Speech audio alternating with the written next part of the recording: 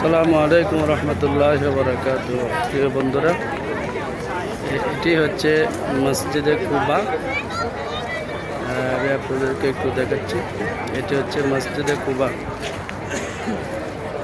যেখানে রাসূলুল্লাহ সাল্লাল্লাহু আলাইহি সাল্লাম মক্কা থেকে আসার পরে তিনি যখন মদিনায় আসলেন, সাহাবা ইকরাম ওনাকে নিয়ে টানা হাসতে শুরু করলেন যে রসুল আমার বাড়িতে যাবেন। আরেক সাহাবী বললেন আমার বাড়িতে যাবেন। এভাবে যখন একজন আরেকজন টানাটানি শুরু করলো, ঠিক ওই মুহূর্তে রাসূলুল্লাহ সাল্লাল্লাহু আলাইহি সাল্লাম বললেন যে আমার উট যেখানে গিয়ে থামবে আমি ওখানেই যাব। তখন রাসূল সাল্লাল্লাহু আলাইহি সাল্লাম রসুলকে উট নিয়ে এসে এই মসজিদে কুবা, এখানে এসে উট থামলো, যাত্রা বিরতি করলো।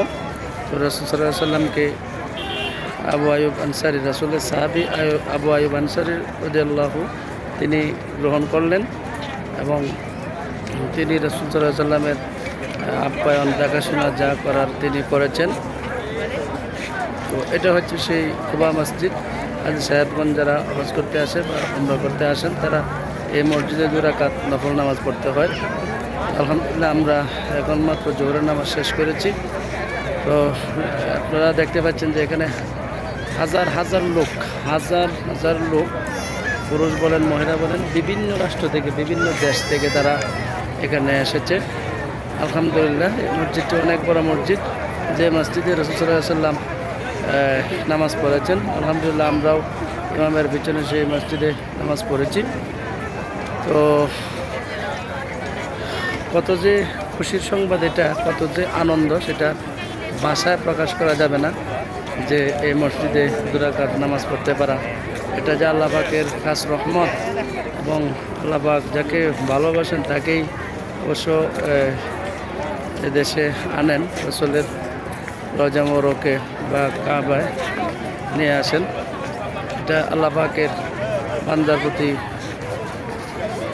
একটা রহমত, কারণ আল্লাহ পাকের রহমত ছাড়া এখানে আসা সম্ভব নয়, আল্লাহ পাকের তৌফিক ছাড়াও এখানে আসা সম্ভব নয়।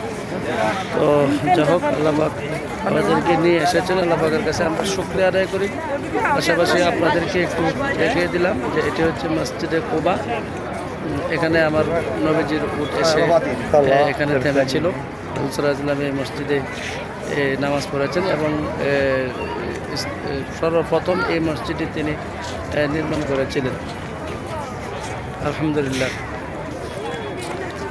তো সবাই ভালো থাকবেন, আমাদের জন্য দোয়া করবেন ইনশাআল্লাহ। আল্লাহ পাক আমার সকল বন্ধুবান্ধবকে